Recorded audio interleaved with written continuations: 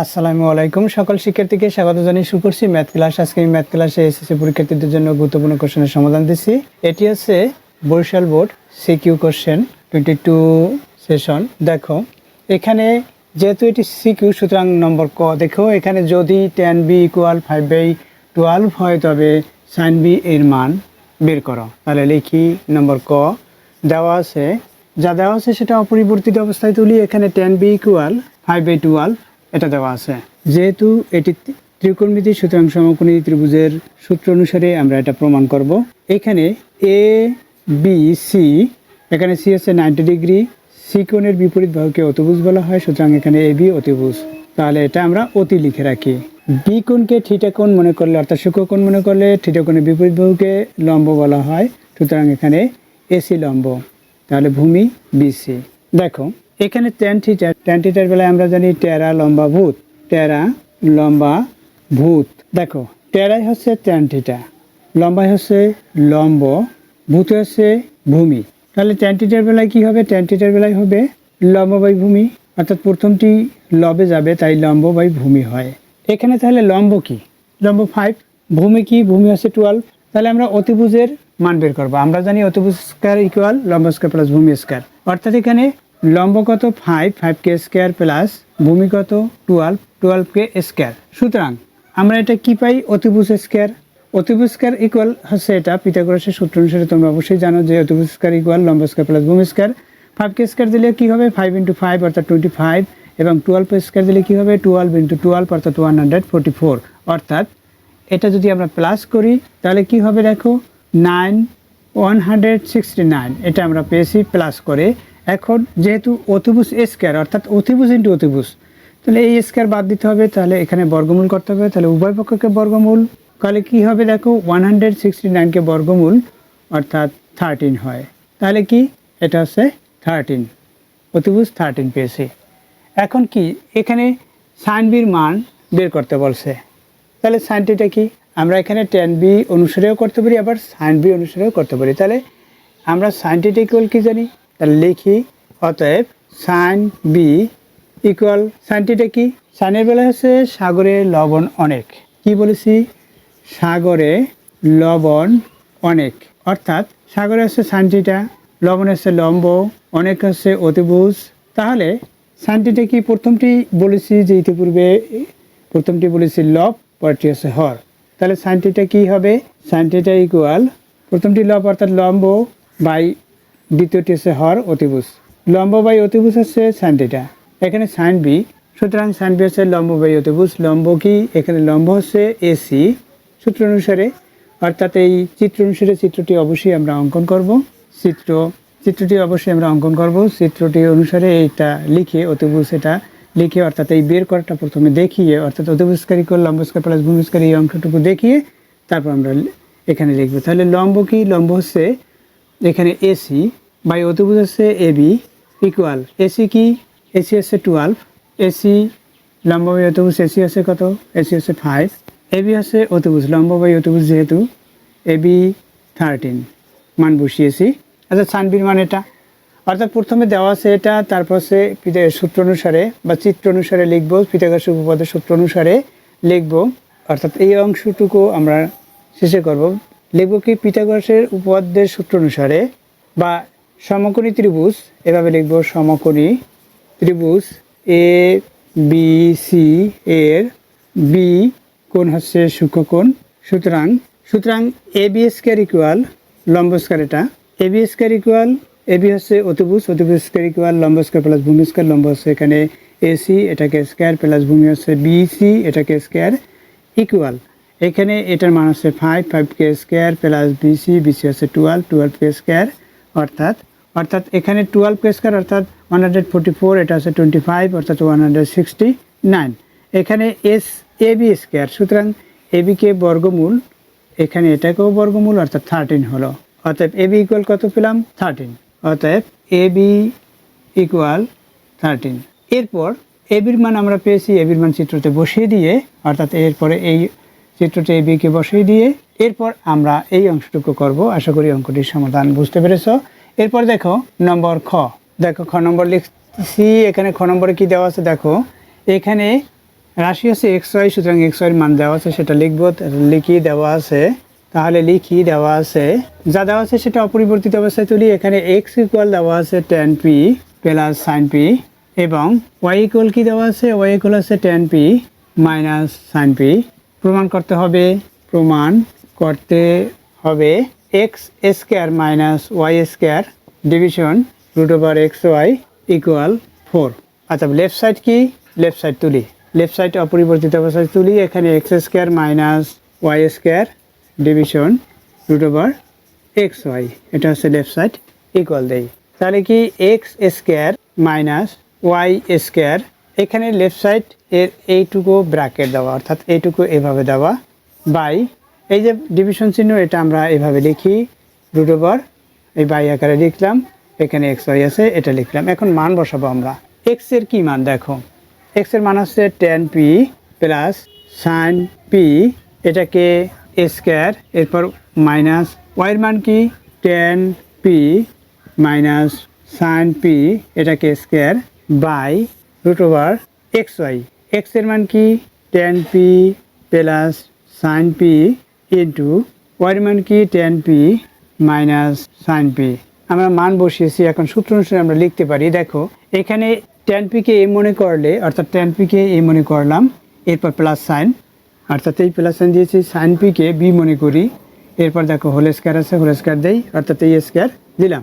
এরপর হচ্ছে minus sine, tan p কে এ মনে করেছি, এরপর মাইনাস সাইন, এখানে সাইন পি কে বি মনে করেছি, এখানে হোল স্কোয়ার আছে। দেখো এটি কোনো সূত্র কিনা, অবশ্যই তোমরা বলবে এটি 4b সূত্র, সুতরাং এখানে 4b লিখি, অর্থাৎ a plus b square minus a minus b square হচ্ছে 4b।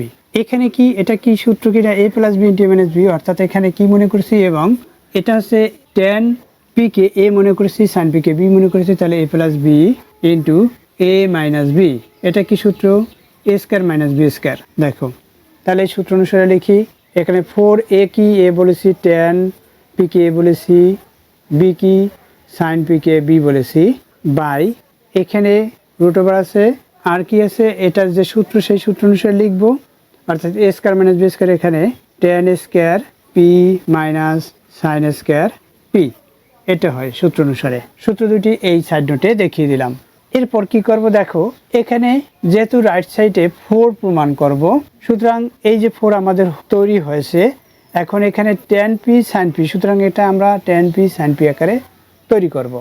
তাহলে দেখো কিভাবে লিখতে হয়, ইকুয়াল দেই, এখানে লব যা আছে সেটা অপরিবর্তিত অবস্থায় লিখি, এখানে tan p এরপর sin p, হর কি হর, এখানে রুট ওভার আছে এটা লিখলাম, এখানে tan square p, tan theta কি sin theta by cos theta, সুতরাং আমরা এভাবে লিখব sin square p by cos square p, এরপর কি মাইনাস সাইন, এই মাইনাস সাইন দিলাম। এখানে যেভাবে দেওয়া আছে প্রথমে যদি সেভাবে লিখি, সেখান থেকে আমরা যদি সাইন স্কয়ার কমন নেই তাতেও হবে, এই লিখলাম। আমরা এখান থেকে সাইন স্কয়ার কমন নিব, আমরা জটিলভাবে না করে সহজ সরলভাবে করব।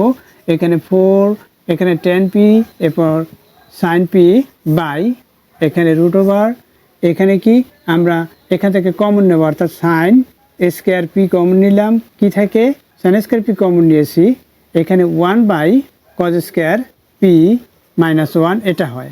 দেখো এরপর কি আমরা লিখতে পারি, লব আমরা যা পেয়েছি সেটা লিখি, এখানে 4 tan p sin p by এখানে কি, এটা আমরা সূত্র অনুসারে লিখতে পারি, এখানে রুট ওভার, এখানে সাইন স্কয়ার পি, আমরা এই রুটটা এটাই দিয়ে দিলে সাইন পি হবে, তাহলে সেই সাইন পি এই সাইন পি বাদ পড়বে, এভাবেও আমরা লিখতে পারি, অথবা যেভাবে লিখতেছি এটাও লিখতে পারি। এখানে কি হবে, এখানে আমরা লসাগু করব, অর্থাৎ এখানে cos স্কয়ার পি লসাগু হয়, তাহলে 1 মাইনাস এখানে cos স্কয়ার পি, এটা তৈরি হবে, অর্থাৎ এখানে রুট আছে, এরপর আছে এখানে বাই চিহ্নও আছে। দেখো এখানে বলছি, এখানে আমরা লসাগু করেছি cos স্কয়ার পি, যে লসাগুটা করেছি, অর্থাৎ এই লসাগুকে এই cos স্কয়ার দ্বারা ভাগফল হবে 1, 1 দিয়ে 1 কে 1 দ্বারা গুণ করে 1 লিখেছি। আবার যে লসাগু পেয়েছি এটা যেহেতু 1, 1 কে সরাসরি গুণ করলে এটাও পাই, অথবা এর হর 1 আছে, হর 1 দিয়ে এটাকে যদি ভাগ করি, অর্থাৎ cos স্কয়ার পি কে ভাগ করি, তাহলে cos স্কয়ার পি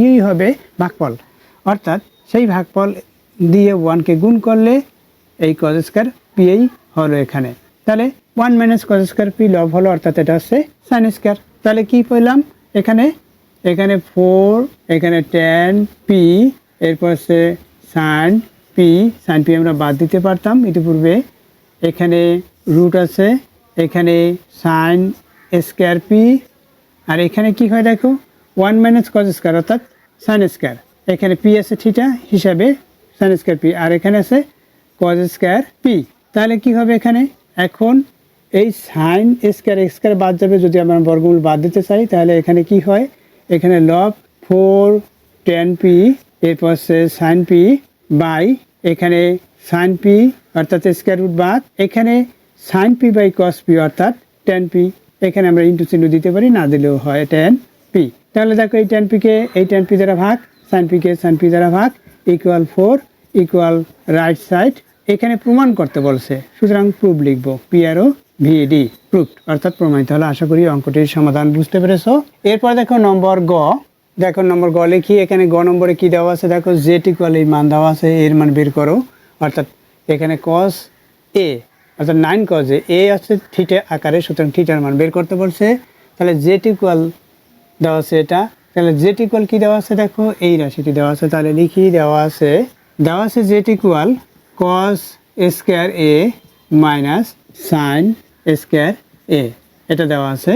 এবং এ সূক্ষ্মকোণ সেটাও বলা আছে, এ সূক্ষ্মকোণ অবশ্যই আমাদের এটা উল্লেখ করতে হয়। এ সূক্ষ্মকোণ অর্থাৎ সূক্ষ্মকোণ কি 90 ডিগ্রি অপেক্ষা ছোট কোণকে সূক্ষ্মকোণ বলা হয়, সুতরাং এর মান 90 ডিগ্রির চেয়ে ছোট হবে। এবং কি দেওয়া আছে, এবং জেড ইকুয়াল 4 মাইনাস 9 কজে, বের করতে হবে এর মান, বের করতে হবে এর মান, এর মান বের করব আমরা।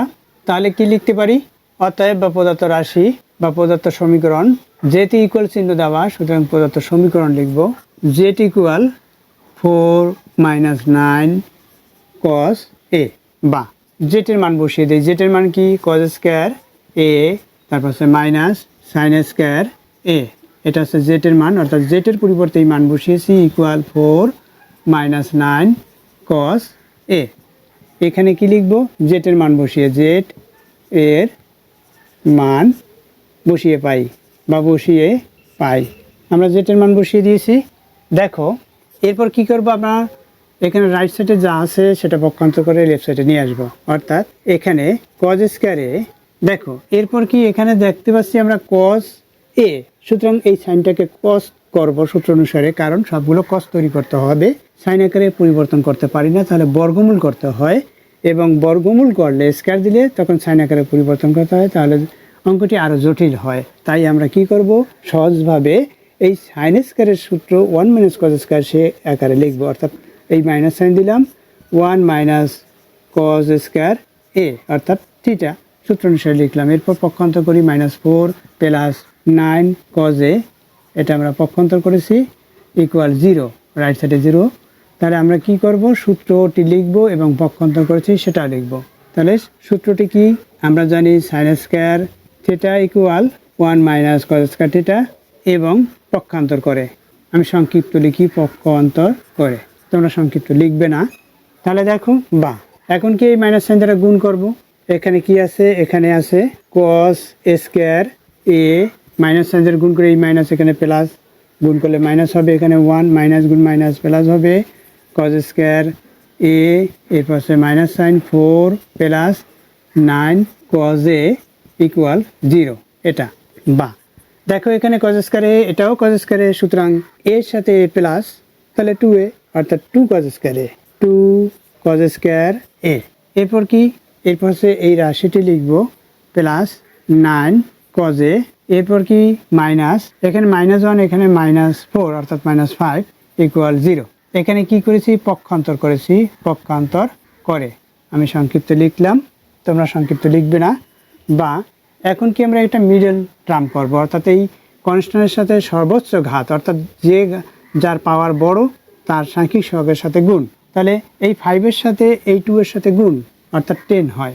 অর্থাৎ 10 হলো আমাদের মিডল পদ তৈরি করতে হবে। মিডল পদ কি 9, অর্থাৎ 10 ইন্টু 1, এখানে মিডল পদের প্রক্রিয়া চিহ্ন কি, এখানে প্লাস সাইন, সুতরাং অর্থাৎ 10 ইন্টু 1, অর্থাৎ আমরা এর এই 10-এর গুণের সংখ্যা নির্ণয় করব।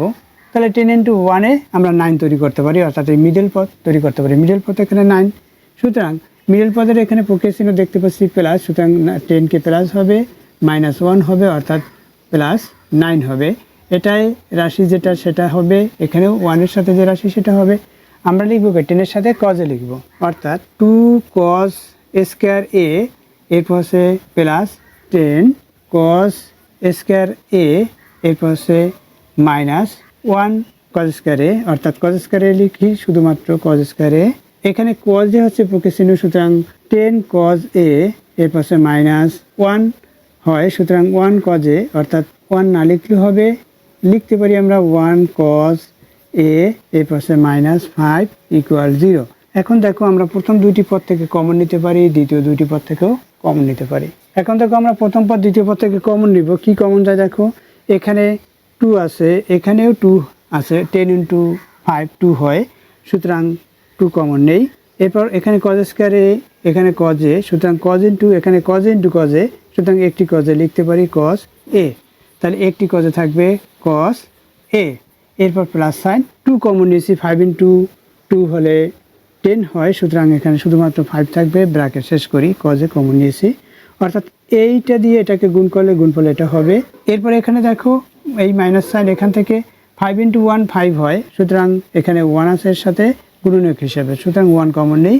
এখানে cos a, এই যে মাইনাস সাইন কমন নিয়েছি, প্লাস হলো 5, এখানে ইন্টু = 0। তাহলে এখন কি আমরা এখান থেকে কমন আনকমন লিখতে পারি। এখানে আমরা কমন আনকমন লিখব, অর্থাৎ এখানে কমন কি, কমন হচ্ছে cos a + 5, এটা কমন। আনকমন কি, আনকমন হচ্ছে 2 cos a, এরপর হচ্ছে মাইনাস, এই যে -1 = 0, অর্থাৎ এই অংশ একই, সেটা কমন নিলাম। আনকমন কি থাকলো এটা, আর এই -1 সেটা লিখলাম। এখন কি আমরা জানি দুইটি পদের গুণফল 0 হলে পৃথক পৃথকভাবে প্রত্যেকটি পদের মান 0, অর্থাৎ এরপর কি হবে দেখো, এখানে লিখতে পারি আমরা হয় এই অংশ = 0 অথবা এই অংশ = 0, এভাবে হয় আমরা লিখতে পারি হয় cos a + 5 = 0 এবং 2 cos a, এরপর -1 = 0, অর্থাৎ এই দ্বিতীয় অংশ = 0 লিখলাম। বা এই 5কে পক্ষান্তর করে রাইট সাইডে নেব, অর্থাৎ cos a = -5, cos এর = -5, যেহেতু সূক্ষ্মকোণ সুতরাং এটা গ্রহণযোগ্য নয়, অর্থাৎ মানটি গ্রহণযোগ্য নয়, এভাবে লিখতে পারি মানটি, অর্থাৎ -5 গ্রহণযোগ্য নয়। এবং এটা কি, বা 2 cos a, এই অংশ থেকে লিখতেছি 2 cos a = 1, এটা কি পক্ষান্তর করেছি, যেমন এখানে পক্ষান্তর করেছি, এখানে আমরা লিখব পক্ষান্তর করে। তাহলে 2 cos a = 1, তাহলে cos a কি, cos a বা cos a = 1কে 2 দ্বারা ভাগ কি করছি, উভয় পক্ষকে 2 দ্বারা ভাগ করেছি, অর্থাৎ 2 cos a = 1, তাহলে cos a কি হাফ। এখন cos কত ডিগ্রির মান হাফ সেটা আমরা বের করব, বা cos a = cos কত ডিগ্রি সেটা বের করব। আমরা জানি, দেখো আমরা কি জানি, প্রথমে ডিগ্রির কোণগুলো হচ্ছে 0 ডিগ্রি, 30 ডিগ্রি, 45 ডিগ্রি, 60 ডিগ্রি এবং 90 ডিগ্রি। কজের বেলায় আমরা জানি, কজের বেলায় কি জানি, সাইনের বিপরীত, অর্থাৎ 90 ডিগ্রিতে 0, তারপর হচ্ছে 4 3 2 1, অর্থাৎ সাইনের বেলায় 0 1 2 3 4, এভাবে হবে সাইনের বেলায়। দেখো 0 1 2 3 4, তাহলে 4 3, কজের বেলায় 4 3, অর্থাৎ সাইনের বিপরীত 2 1 0। আমরা কি বের করব, আমরা cos কত ডিগ্রিতে হাফ হবে সেটা বের করব। দেখো এখানে 60 ডিগ্রিতে 1 আছে, সুতরাং যেহেতু এটি 4টি সার্থক অঙ্ক 4 দ্বারা ভাগ, অর্থাৎ cos 60 ডিগ্রি = এখানে কত হলো, 4কে এই 1কে 4 দ্বারা ভাগ, ভাগফলকে বর্গমূল, অর্থাৎ 1/4 হবে, ভাগফলকে বর্গমূল করতে হবে, অর্থাৎ 1/2, অর্থাৎ হাফ। cos 60 ডিগ্রি, উভয় পক্ষ থেকে cos বাদ দিয়ে, অর্থাৎ a = 60 ডিগ্রি, এটাই হচ্ছে মান, এর মান এত হচ্ছে অ্যান্সার। আশা করি অঙ্কটির সমাধান বুঝতে পেরেছো। এতক্ষণ ম্যাথ ক্লাসের সাথে থাকার জন্য সকলকে ধন্যবাদ জানিয়ে আজকের মতো বিদায় নিচ্ছি।